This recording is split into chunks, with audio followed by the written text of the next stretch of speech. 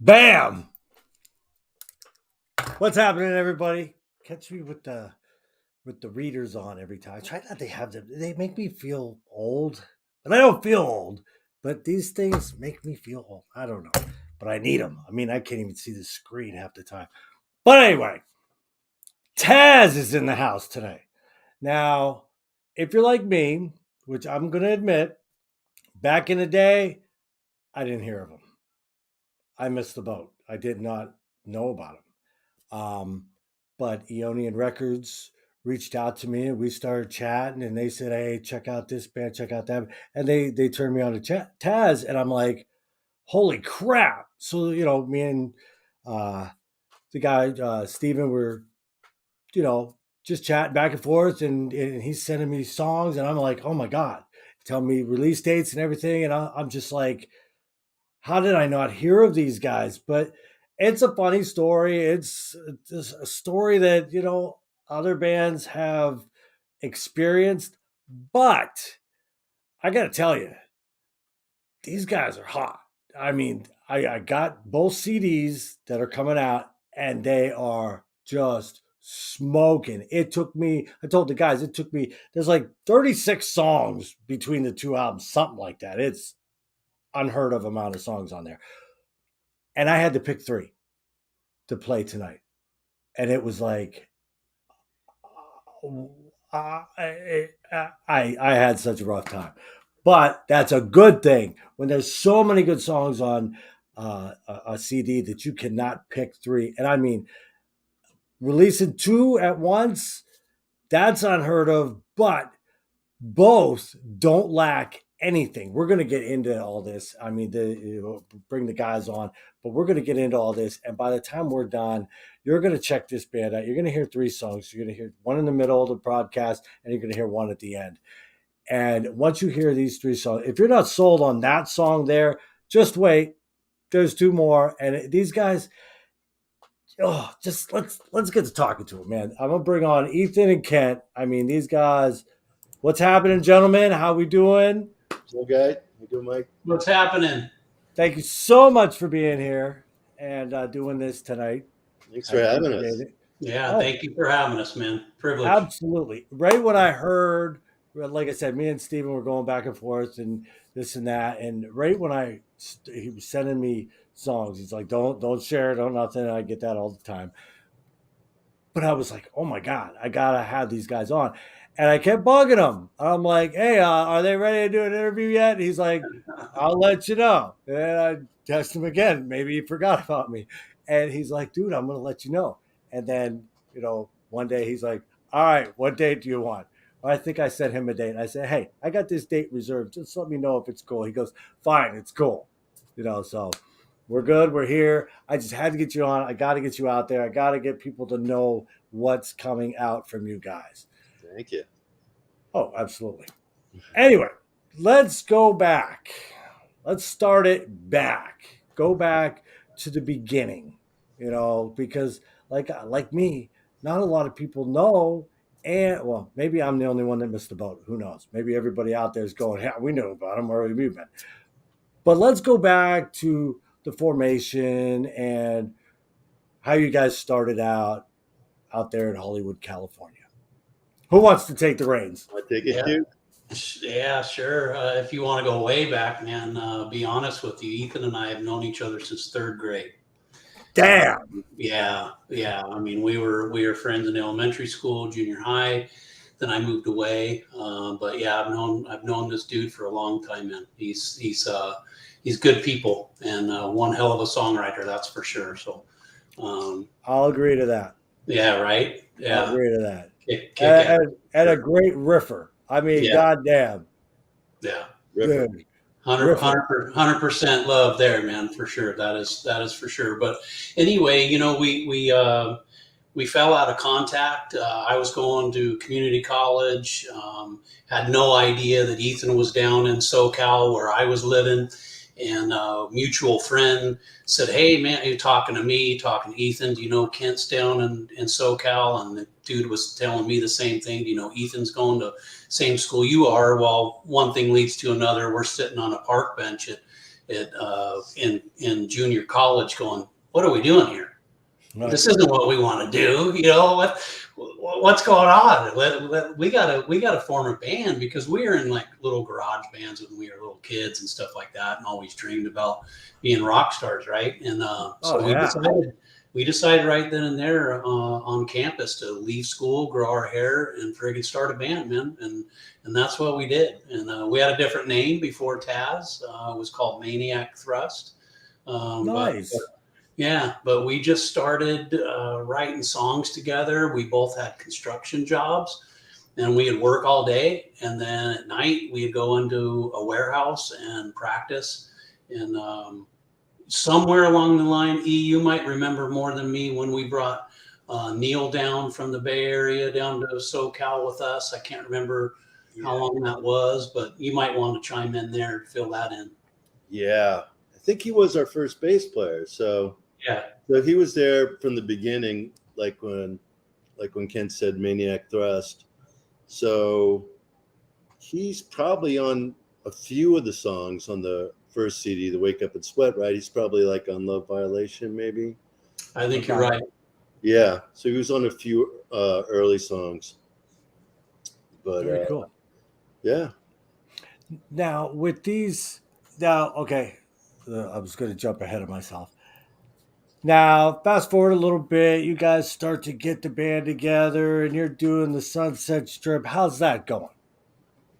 Well, we were living in Orange County, and we kind of did well in that city. There was a club called Radio City, and we played there a lot. And sort of the next step that you would do would be to take it to Hollywood. Mm-hmm. So we had built kind of a following in Orange County. So we used to do these fun buses, and we'd bring all our fans from Orange County up to the Troubadour. And we got started at the Troubadour. And that was sort of how we got into Hollywood, and that gained momentum. Then we gained fans up there, and then it took off from there. Yeah, we played Jezebels in Orange County too. Right, yeah, remember Jezebels? Yeah, that was fun. But yeah, like Ethan said, we got we started off in the pre-sale days where you had to pre-sale tickets, and we started off at the Troubadour, and we packed these fun buses, which were basically Greyhound buses. We threw a keg on it. There you go.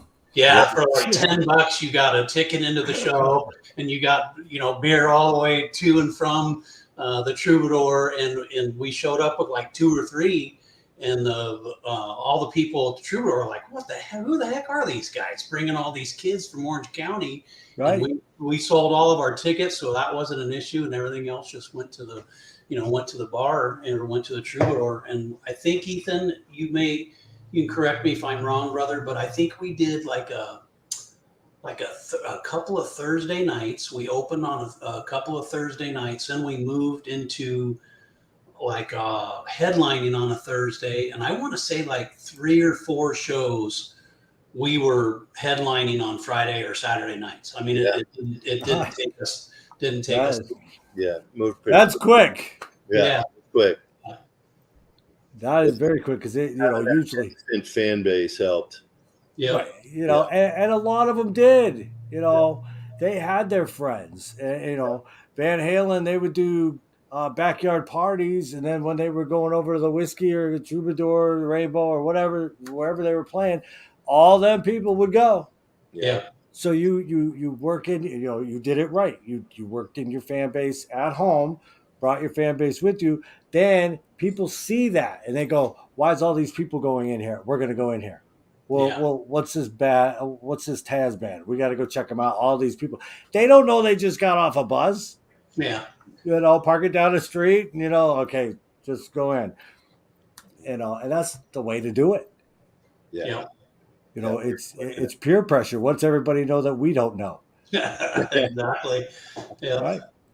So now you're playing the Sunset Strip. You're gaining momentum. How's it going? I mean, I know how it's going. I've talked to Steven. He filled me in on everything. So you're kind of looking for, like the other bands, you're looking for that record deal. It's got to be there. Okay. we're gonna get some shit going. So how's it all working out? Well, I think it started once we moved from the Troubadour. We started playing Gazzari's a lot, and that kind of became our central core. And I think that's when things started picking up momentum. And we were like the regular band at Gazzari's. We'd sell out 2 nights, Nice. and that's when things started picking up. And what was the first interest, Kent? Was it Kim Fowley, the first one to jump in? Um, I think so. It might have been. Yeah, I think Yeah. During yeah. that time, the scene was so big that there was A&R Huge. people floating around because you had so many bands jumping out that if you were making a racket, someone would come and see you. Right. You were starting to get a name, and yeah, I think it was Kim Fowley that may have jumped in the ring first. And Well, wait, E. Was he with QMI? Who were those guys? yeah, well, he brought them in. He QMI brought them in. Okay. was yeah, that was with Quantum Records, and which was the two guys that started MTV. Right. And they had a deal with, God, I want to say MCA, wasn't it? They had a deal with I think so. MCA. Yeah. And- A distro deal. Yeah, exactly. And so we were all excited because this was the era of MTV. We're like, oh, we're going to be gold on MTV. Oh And, yeah. I forget what happened, but I think somehow, I believe Kim Fowley got us hooked up with the Stiefel Company, which is Arnold Stiefel, right? Yeah. I think so. Yeah. Yeah, and Randy Phillips. Randy Phillips. Yeah. They were doing like Michael Jackson and Rod Stewart, and they helped us get this deal with MCA Quantum. Mm-hmm. Yeah. And well, go ahead, E. Yeah, and so we did this record, and Kim Fowley produced it. And then what I think went down was MCA and Quantum split up for whatever their agreement didn't work out, and we were left hanging with the record and nobody to release it. Damn. And which record was that? Was that Wake Up? Yeah, that was that era. Yep. Yeah. That's when we were playing Gazzari's, and we were. I don't know, Ethan. Once we went to Gazzari's, I don't know that we ever went back to the Trube. I don't think so. I don't think we did, but we just played Gazzari's. We started playing the Roxy, played the Whiskey. I don't know how many times, and then we played Waters Club in San Pedro. And it just started, man. Like Ethan said, the strip was going crazy. I mean, night after night, and this isn't to brag. It's just reality. When we played, I mean, we were after, like I said, that 3 or 4 shows down the Trube. When we headlined, we never went back. We never looked back. We were headlining everywhere we went. Right. We had a lot of success. Very humbled by our fan base. Appreciative of everybody who loved our music and followed us religiously and faithfully. Shout out to all of our fans out there that stood by us and walked with us and all, and partied with us and all that stuff. But yeah, it was crazy, man. It was flyer wars. It was, you see it all nowadays on the documentaries, and you remember, because I forget half the time. Of course, we didn't have social media back then, so I lived in Pennsylvania. I really didn't know what was going on. I just knew bands would come out.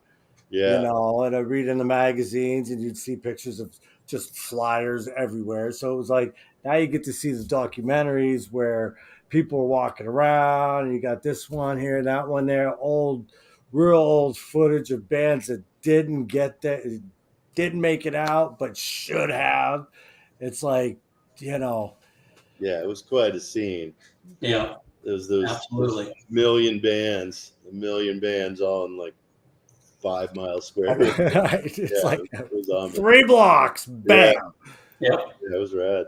But now your kind of line is, of all the almost famous bands, TAZ should have been at the top of the heap.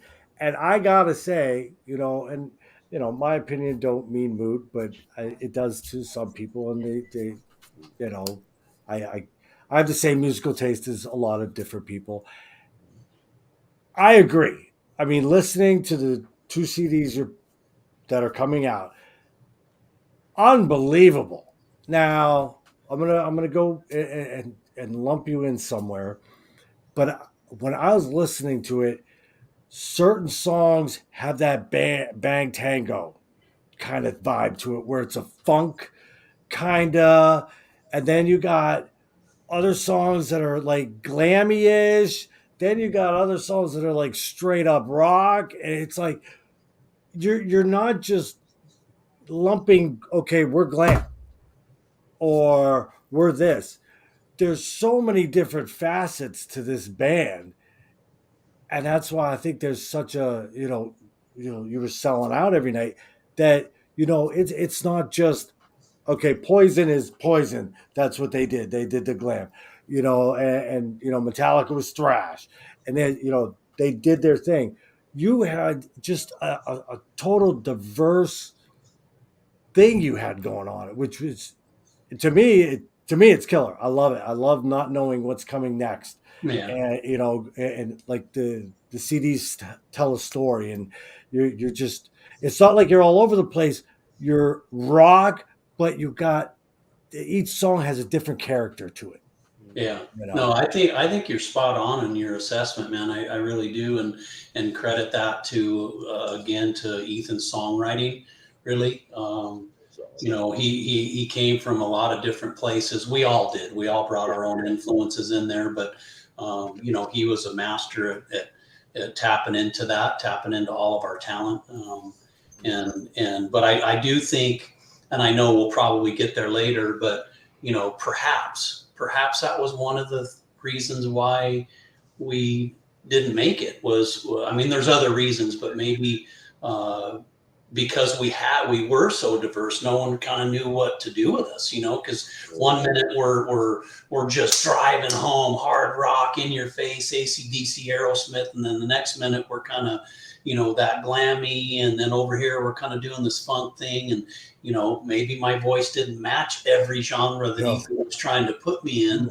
I'll stop you right there and say no. Well, thank you. It matched. Thank you. There's not a song on these CDs that I sit there and go, eh. And like I said earlier, I was telling everybody, I don't know. I didn't get the number of how many songs are on these. I just threw out 36 because it seems like there was that many. Right. And I had a hard time picking 3 songs, and it shouldn't be this hard, but it was. I had to narrow it down, and I'd start listening. Between yesterday and today, I think I listened to both albums probably 5 times a piece, just awesome. because you get caught up in it. You don't want to. I'm not skipping over tracks. I'm just listening and listening. And to answer your question about maybe it was you were diverse. That you didn't make it. I don't think so. You were selling out the club. Yeah. You were headlining and selling these clubs out. So you were doing it right. It's I just don't, and you got to think back to Twisted Sister. They owned New York. They owned it. They were just, but the record labels did not want to give them anything. For some reason, nobody wanted to sign them, and it was, and that's happened to other bands, I'm sure. Yeah. Sure. But it's like with Twisted Sister, they were bam. You could lump them in this category, but you guys you brought something that's for everybody. That just makes it to this day. It'll make me some of these bands on how they didn't get. It makes me scratch my head. I don't understand. Well, it was also the timing. Right when we were getting lots of attention was right when Seattle hit. Right. So I think that played a big factor because all of a sudden the strip was just annihilated and overnight. It's like somebody took a bomb and went boom. Yeah. Gone. Now you did release an album, or it's a bootleg like I said, there's not a lot of information out there. Sometimes there's just not a lot of information. But I did find one album, Cold Shoulder. Mhm. Yeah, and that was released in '88, I do believe. I believe so. Yeah, that Yeah. was something we did for a Japanese tour. Yes. Um, we were The actually, only thing I could find was obi strips on the yeah, album, so I was like, okay, that's a Japanese thing. yeah, that was sort of interesting because we were when that opportunity came, we were between drummers, so we actually didn't have a drummer, but we had to make this record for this tour. So that actual record is a drum machine, and then once we actually did the tour, we had our new drummer Joey Corallo who joined us on it, but he wasn't Nice, there for the recording. nice. Yeah, because there were Now, 5 songs on that, right? Something like I that. think so. Yeah. 6, 8, something like that. I know Sex was on it. I have Am it. I insane? Am I insane? Cold Yeah, Shoulder, I did Tattoo, take a right? picture. Tattoo You, and Tattoo. Bad Religion. Bad Religion. Yeah. Yep, Yeah. yep, yep. 1, 2, 3, 4, 5. Yep, 5. I took a picture of it today just so I'd remember it. But yeah, and these songs are on either uh, uh, One to either ten. one of the either one Right. of the A CDs. little bit of a They're mix. on, Yeah. and you kind of went back and redid them. Did you not? Recording wise, Yes. I don't think so. I don't think we No. re-recorded them. No. Okay. No, I'm we wondering. have different versions of what you might be referring to is like well, Sex has 2 versions. We Two had one, versions of that. Yep. yeah, we had one early Oh, on that's when right. Kenny was our drummer, and then when we went in the studio to go to prepare for the Japan tour, we re-recorded Sex and we changed it around, made it a little bit. We made it different than what you just played. So it Right. was, Yep. yeah. And then I think what that might have been the only song, right? I think because we I didn't think do so. Tattoo You before, but Sex was the only one that we'd recorded twice. But Yeah. Okay. Yep. Because there is a different version. I went YouTube stuff, and there's a different version of Sex on this, and a different version. Yep. So I was like, okay, cool. They did this, and that was back then. I didn't know what happened with these CDs. Now with the new CDs, is there? Wait, what time is it? Let's see. Hey, we're about halfway through. Let's do a song. We'll do a song. We'll do Lady Godiva. That one is a really good song. This is this was a previously released song as well. I don't remember. No, I don't think so. I think this is No, it. this one because Yeah. I know. All right, to preempt this, the last 2 songs I'm going to play, Lady Conniver, and I always want to say Godiva. Yeah. It's chocolate is always on my mind. So Godiva, I mean, so this one, Lady Conniver and Sink or Swim are both. I was told by Steven that they were one take in the studio when you guys recorded these. One take. Well, that's correct. We were Uh, live to that. We were what we Boom. were doing, quite honestly, with some of these songs that came off of that live to dat. We had some songs that were solidified that we weren't really changing or tweaking.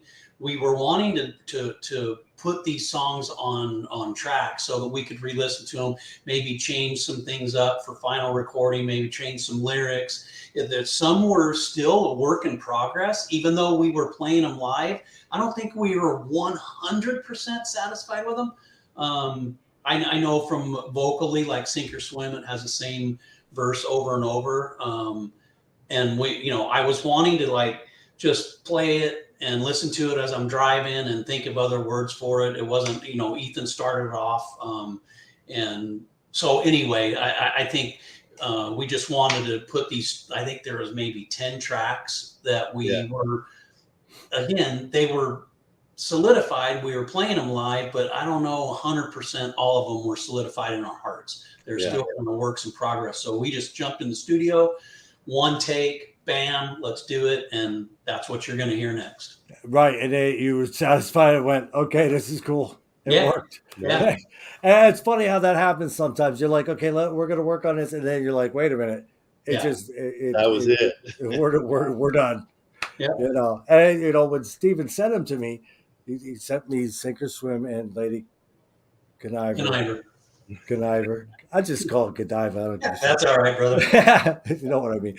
But it's like when he sent me that, he's like, dude, what do you think of this one? Listen, I was like, man, is that good? He's like, one take. I'm like, get the hell out of here. Because it was so good. And I'm like, one take, get the hell. Okay, y'all listen for yourself and tell me what you think. But you're going to sit there and say, you know what, unbelievable one take. But let's see. Okay, we're either going to get, like I said earlier, the Gremlins were happening today. So we're either going to get Lady Conniver or You got it. or Sink or Swim. One of them two is going to pop up. It's been happening. It just, I don't know. But Gremlins are in. But let's, Lady Conniver.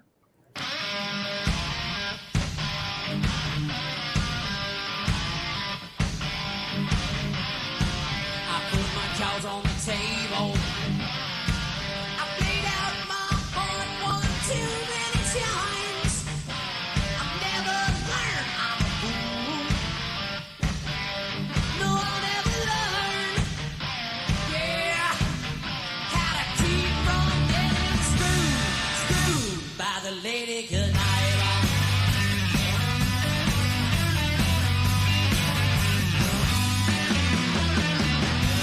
My cards on the table.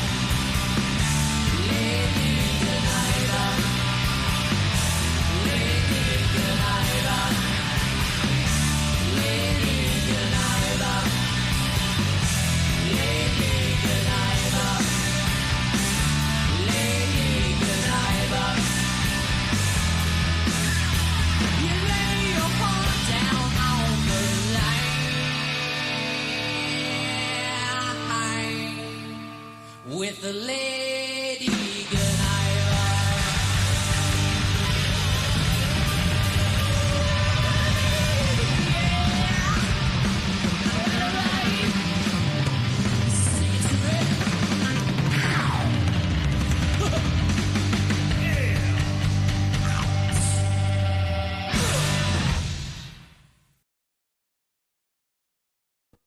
Boom. I mean, that kicks ass. I love that live ending. That's how you know it's a live recording. It's Yeah, right. for sure. It really is. It's Yeah. and that was recent. So that's you guys are still that tight. Yeah. That's, Yeah. that's That was, fantastic. I think, Ethan, correct me if I'm wrong, but that live to dat was our last set of recordings. I mean, that Yeah. was it. Yeah. That was it. Yep. Yeah. That Now was it. when were these recorded? God, would have been late 90s or 91. Oh really? Yeah, mid to late 90s, I think. Wow. Yeah. Yeah. Yeah. And they Yeah. sat for that long.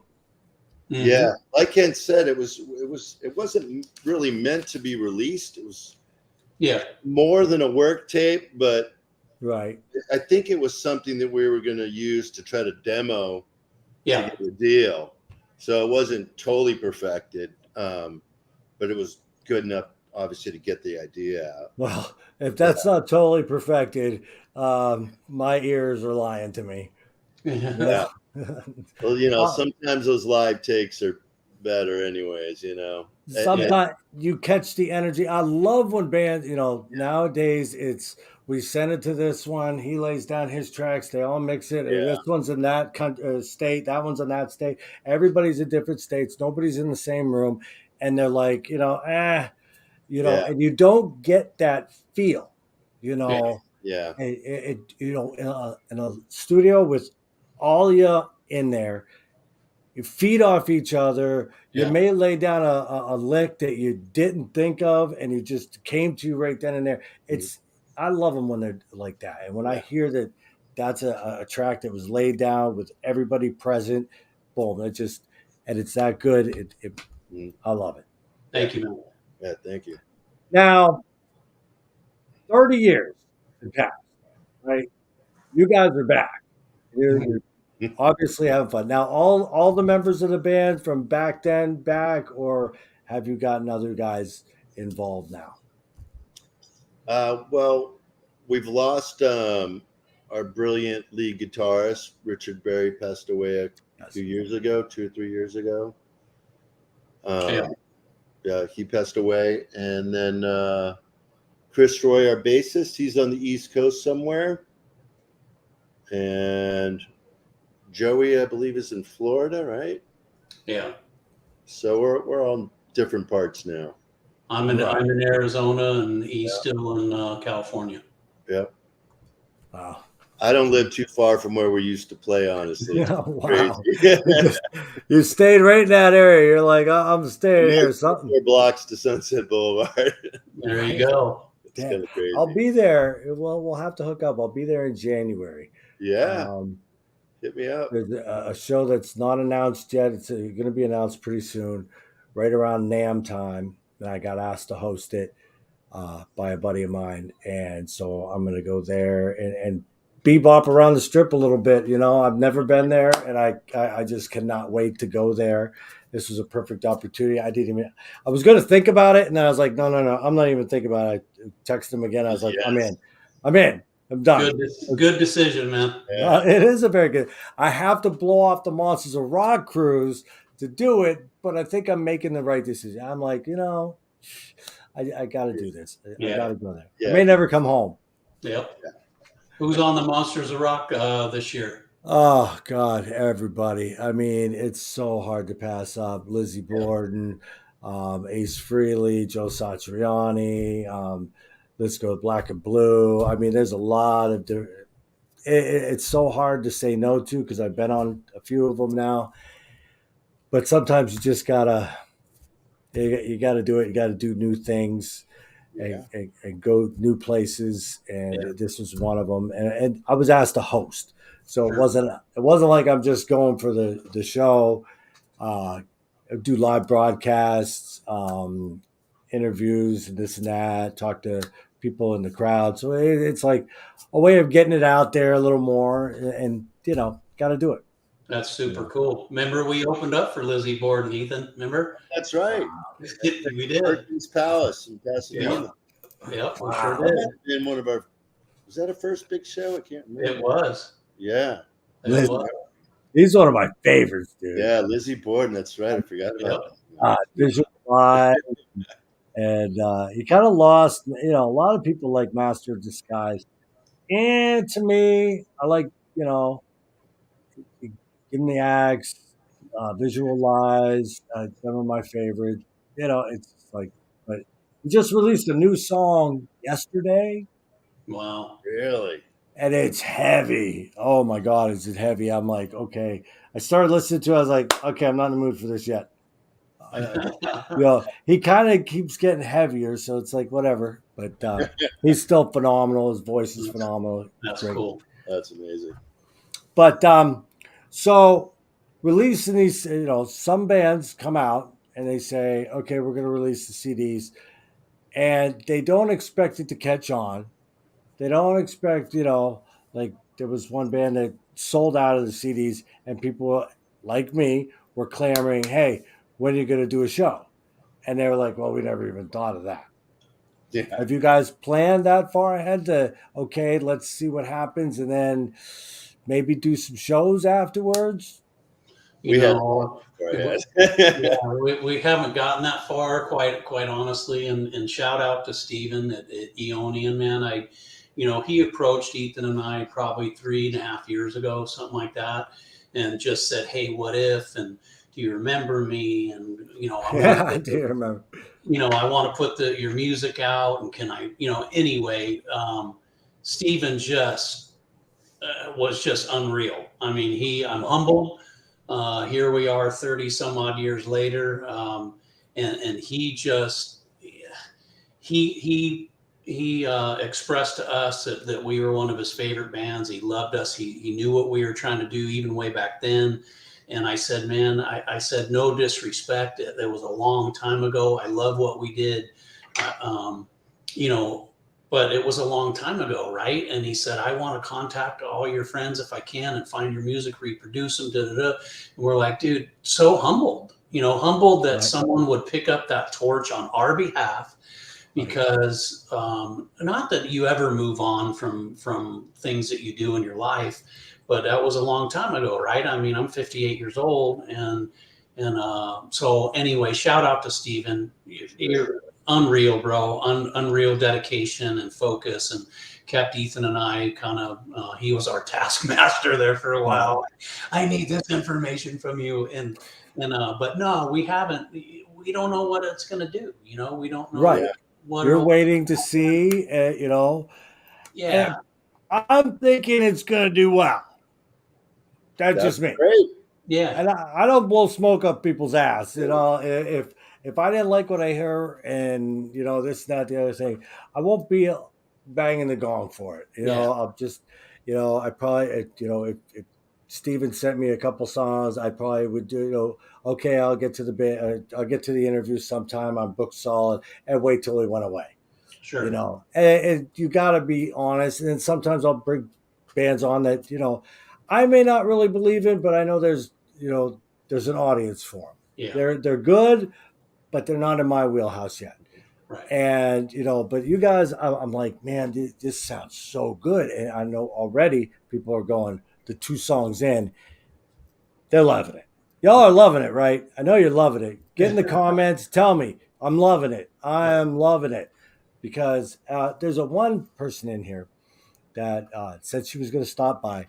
Her name is Jessica Cuddleford, and she has seen you guys when you were on the Sunset Strip before. Wow. She reached out to me, she goes, "Oh my God, I've seen these guys. They were on the Strip when she lived there or whatever, whatnot." And she said, a really great band, really great guys. So she's in here. Finally that's the one who said hi, guys. That's But awesome. yeah, she's like really looking forward to this CD. Now, also, not only do you get what, we'll just go with 18 songs on each. There's some live tracks, I think, on Shipwrecked. There might be live track. It might be that one Yeah, that has like several live 5 or ones. 6. Yeah. And then there's like different, really good. But not only do you get all these different things going on, a lot of songs, just fantastic. Both. I was flipping through the booklets today because I got the press kit and online. I'm looking through. There's pictures, stories. I think each comes with a 20-page booklet. That's right. Just fantastic. A lot of history. Yes, there is. There Yeah. is a ton of history here. Yeah. So it's like you guys went all out for this. Yeah. Yeah. Thanks again to Steven. He really Yes. pulled it out. Steve's Yeah. a pretty good guy. Yeah, he pulled it together, man. Like I said, I can't thank him enough. Yeah, he did an incredible job, start to finish, and a super guy, and humbled. You know, like I said before, truly humbled that. And I wrote him a note, just humbled that he saw our vision. He was into it. He believed in us, and he still does after all these years. And for him to pick up that torch and say, "Man, I'm going to carry it for you guys," Right. you know, it's humbling. It really is, and it's been so long. And gosh, I mean, he found some songs, dude, that I didn't even remember that we recorded, and I'm listening to him going, "Oh my gosh," you know, like it's new to a certain extent and way, you know, and so super cool. And Right. and everybody, I don't know how to do. I can't type on. I don't know how to thank everybody I see chiming in on the comments. I don't know how to do that, but thank you guys. Thank you everybody who's on here, who's chiming in, who's saying hello to us. You know, big heartfelt thanks to everybody that's supporting us. Really appreciate it. A lot of people are as Facebook user, and StreamYard does that, but I can see who's in here. I got to put the old man. You said you're 58. I'm 53, I think. There you go. I think I'm 53. Yeah. But Barb saying killer music. Denise Metcalf, love my TAZ guys. Jennifer Barnes rather, hello. Excellent. Michelle Storm, she runs the Hairspray Heaven page. She's saying excellent mix. Just everybody's loving it so far. Yeah. Well, again, thank you for everyone that's here. Denise, shout out. I know you carried many torches on the road with Steven. Appreciate the love. Love you back. And like I said, everybody here, man, love y'all. Appreciate the support. Now you're coming out of 30 years, and you guys are right. You don't know what's going to happen. You're just going by Steven and him saying, "Hey, I want to get this out there," but you're sitting back going, and I know you're apprehensive. You know, you're like, don't want to get too excited yet. This is great that it's, but 30 years has gone by, and you're like, you're just waiting because you should have had that deal. You should have been going upwards back then. So you're sitting back waiting for the ball to drop again. Right? Am I right? I can't deny that there has been a few times where I'm like, man, what if? You know, like how weird would that be? You know, we didn't get our shot and our prime, and now we're like, you know, I'm not sure anybody's gonna want to see us though. I can't fit in those spandex anymore, man. It ain't all about that anymore. Now it's about getting on stage and just cranking the tunes out and having a blast. Yeah. We all can't fit in spandex. Well, I can still fit in spandex. I got, like I said, I got the, I was like this when I was in high school. I have never gained a pound, never lost a pound. I just can't. I don't understand it. So I tell everybody, I've got the body every girl wants. Yeah. They don't want it the way I want them to want it. Right. They would like to have this figure or whatever. Mm-hmm. But I like I said, it doesn't matter. We all look different. You know, we all just as long as you get up there and you're having fun, audiences feed off that. You know, if people are rocking out, I'm rocking out. I don't care. It doesn't even matter about the hair anymore. It doesn't even matter about the look. You get up there in jeans and a t-shirt, just rock out. We're having a good time. That's all rock and roll's about. Yeah. You know, it really is about just having a good time, having that attitude, just loving every minute of it. Yes, Jessica. How? Okay, you know, what was her maiden name, Jen? They might know the maiden name. You know, but she used to hang out. This is the one I was talking about. Yeah, super cool. Yeah, I don't know her maiden name. Shout I know out to Jessica too. Yeah. Watson. Jessica Okay. Watson. What So years she was seeing us? The I early would imagine 88, 86, Yeah. 87. When you guys, like I said, she reached out. She's like, yeah, I seen these guys. And I'm like, really? That's I'm so like, cool. you know, it's cool to hear somebody that saw one of the bands back in the day that didn't really get there, didn't get their shot like they deserve, which you guys, you know, you guys, certain band, you know, and I always talk about this. You got the bands like Motley and Rat and Bon Jovi that they were pushed. All the money went into them, but that doesn't mean that they were the best bands out there. I sit there and I'm still discovering. I run a radio station, so I'm doing. I go back and I check out stuff that maybe I missed, and I'm sitting there. A lot of bands I sit there and go, these guys are better. Their songs are better. They just didn't get the push behind them. They didn't get the management behind them. Whether their manager was slacking or whether the record labels were just overwhelmed with, you know, they couldn't sign everybody. Who knows? But not all the time was the best band that was on MTV. The best band was not on, you know, you have bands like TAZ, Juliet, you know, Silent Rage, Saints and Sinners. I could go on for days on the bands that shoulda, coulda, but they didn't get there.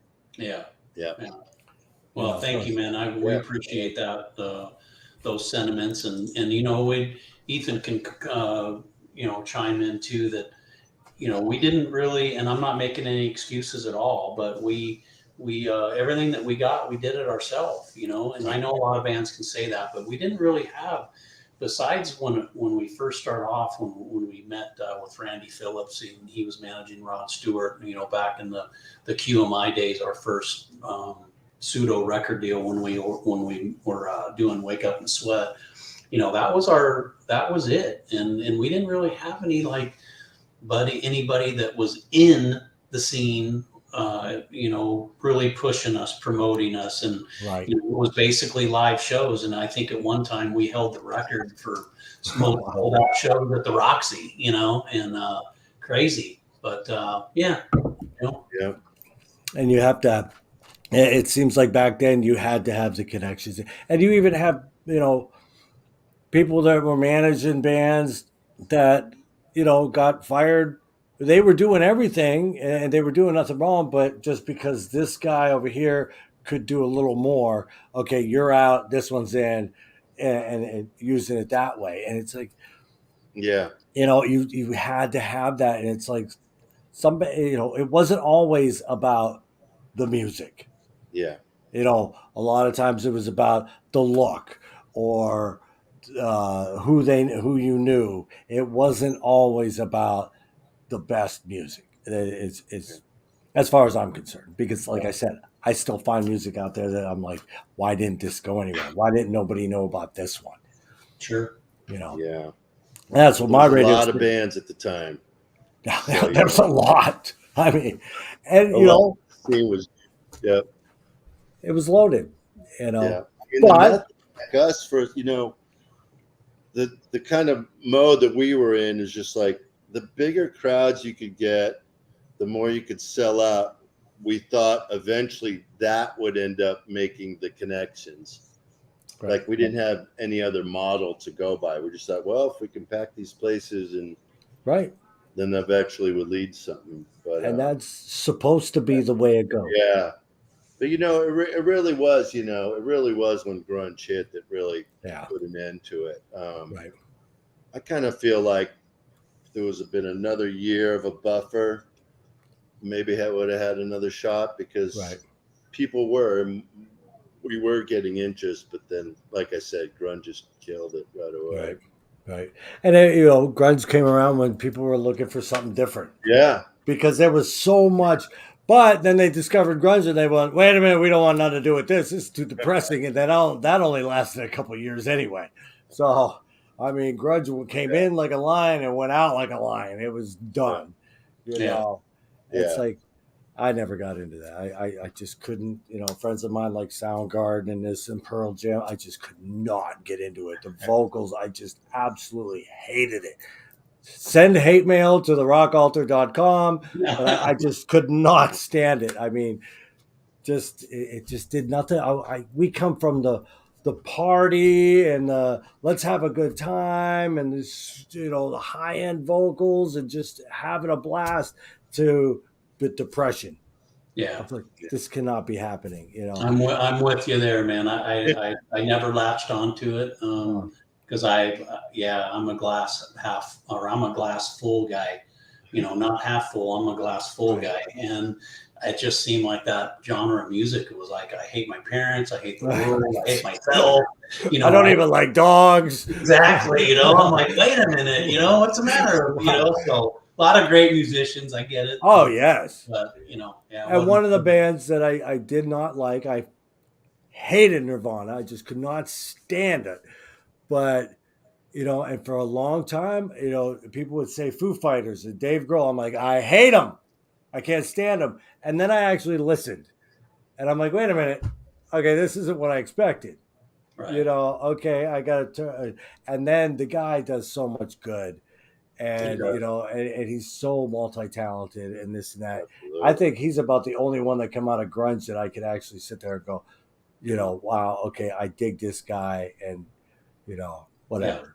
Yeah. But rock's making a comeback. I mean, it's everywhere. It's young people are, you know, I'm getting talking to young people. I walk down the street. I saw this guy in Walmart, and I'm walking down, and I see a Metallica Kill 'Em All shirt, and I'm like, this big tall kid. So I walk up to him. I'm like, name a song off that album. And he's like, he gives me this look, and I'm like, oh my God, he doesn't know, and it's going to be embarrassing, and this and that. I'm going to have to tell him he's a jerk for wearing the shirt, and I'm going to have to walk away. He gave me this look, and he thought for a second. He's like, hit the lights, seek, or no, he didn't say seek it. He said the Four Horsemen. I was like, okay, stop, you're good. I said, thank God. Then I came up to him a little, saw him again. I said, by the way, how old are you? He's like 19. I was like, cool, you know. Da, da, da. He's like, yeah, me and all my friends love that kind of music from back in the day. You know, it's like, all right, cool. You know, there's hope that these kids are going to start finding something. You know, you can credit Greta Van Fleet for starting that ball rolling. You know, people might hate them, but they really started the ball rolling with kids going back. You know, you say this band sounds like Led Zeppelin. Okay, who's Led Zeppelin? So then they start at Led Zeppelin. Yeah. And work their way through it and find out what they can latch onto. So now bands like TAZ can release music now, and hopefully it gets on the right ears. Yeah. Yeah. Hope so. Yeah. You're right. Well said. Yeah. I think you guys got a shot at this again. So once pre-sales start tomorrow. Yep. For both albums. Yep. Like I said, jam-packed with music. 28-page booklet in each CD. So there's 40 pages to sit back, pop the CD in, put the headphones on, and read liner notes like we love to do. I mean, get that booklet out, just start reading, and everybody will be TAZ experts by the time they're done. Now, pre-sales start the 25th. And when does the CDs actually get released? September 15th? I believe you're right. Yep. Yep. Okay. Yep. I think that, okay, good. So pre-sales tomorrow. Everybody hit the site, get the pre-sale. I see, you know, I know other bands like Toy Cannon have released something on Eonian, and they sold right out of them. Done, gone. So if you want these, get on their site tomorrow, eonian.com. I would spell it, but I'll probably screw it all up. I'll put all the links on the pages tomorrow, on my pages tomorrow, so that it's real easy to go get get the CDs and get them in your possession. Know that you're going to get them. But it's Eonian.com. Like I said, Eonion's been releasing some, and they sell right out, gone. And Toy Cannon was one of them where I was like, "Holy shit! How did I never hear of these guys?" And when I went to go get a CD, it was gone. So get them while you can. Anything else you wanna get out there and say before we listen to what was I gonna listen to? We were gonna do Sink or Swim. That's right. Yep. Anything else you guys want to get out there? Say. I'm really happy that there's a lot of tracks on here. Like towards later in our career, I think we were feeling more confident, and there's a lot of tracks. There's a lot of live tracks that never saw the light day in recording that I think are really cool. So for me, it's really exciting to have a second life now, because Steven unearthed them from fans, and dude, and they're not excited about sharing that music. Yeah, they're not live tracks like you see on Facebook or YouTube where they sound like shit and it's just terrible. They're really good. I mean, I usually skip live tracks because I'm like, eh. And these are done really well. I mean, they sound great and they're really well done. Yeah, I agree, Ethan. It was super cool when I heard "Cover Me in Roses."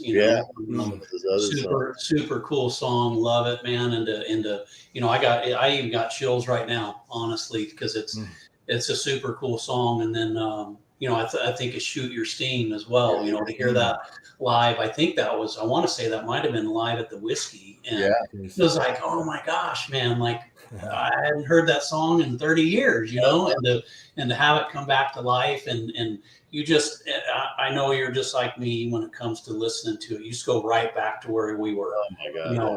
We're going right back to the Strip, right back to the Whiskey. Back in the dungeon for you on your sick track. Writing tunes, super cool to relive it all. Yeah, for sure. That's awesome. And I know I said it. I know I said it before, and I don't know if you'll close out after the song. But again, everybody that's on here, everybody that's listening, everybody that might decide to buy a CD, please do. It's honoring to us, humbling to think that after all these years, y'all are joining us, on this platform, and super cool, and to be with you on this interview and reliving some of this stuff. It's unreal. It's very cool. It's life. Life sometimes comes full circle. Yeah. Hey, just when you think, for me, I gave up music in the early 90s. I was like, it doesn't do anything for me anymore. There went my life. And then probably I started diving back in right around 2000 or something and checking stuff out and finding out that I missed stuff. And then 2015, it was like I met with a bunch of people that I had never met, and we started doing things. Friends of mine created their own record label. This one went over to do an entertainment company, and then, me, I do a radio show and interviews, and so it's like, it's coming full circle. When I was in the scene and do a drum tech in and playing and this and that, now I'm doing this, and I'm just as fulfilled as ever. Great. So it's like this rebirth of rock music is coming out. It's nice to see you guys are getting something out there to, and people will buy it because it's new to, if they've never heard it, it's new to them, and it's a new band. If they have heard it, like you said, they're going to go right back to when they saw you guys. Oh yeah, I saw them perform this song live, or I was there when this live recording was done. Yeah. So I'm sure Jessica will be texting me, hey, when that song was done, I was at the Whiskey. It's like, cool. Well, I don't know if Jessica was. She might have been. Forgive me, Jessica, if you were on. I know Denise was there. I know Denise was on Denise Metcalf. She was on Wake Up and Sweat, and she was I want to say maybe political song. Remember when we all ended the song and everybody's in there? Right. Yelling? So yeah, you're right, brother. That's fun stuff. Nice. Well, I'm happy you guys are about to enjoy some success again, and hopefully it just keeps rolling. We'll stay in touch, and hopefully have you back on and get live shows and see what you guys come up with, man. There you go. And thank you for having us. Thanks for asking us. Oh, absolutely. Yeah, very cool. Absolutely. So hopefully we're going to delete this song. Wait. Yeah, we'll delete that song. And then we'll delete this song, and it should go. I was having little gremlins where if I played Lady Conniver, it would go to Sink or Swim. And I'm like, wait a minute. And if I played Sex, it would go to Lady Conniver. I'm like, this is not what it's supposed to be doing. I don't know. Something's going on with this today. Hopefully the gremlins are out, but we're good. So like I said, I'll have you back if you guys want to come back. I'm going to keep a watch out there for you guys. Like I said, everybody, get the CD, pre-order it tomorrow, Eonia.com. I'll put the links up and everything, and just get your hands on these CDs before they sell out, because I really believe they will. Absolutely believe they will. So thank you again, guys, for being here. Thank you to everybody out there for tuning in and getting to know Taz a little better. And we'll leave with one last song. It's called Sink or Swim. Take care, everybody. See you, everybody. Yes.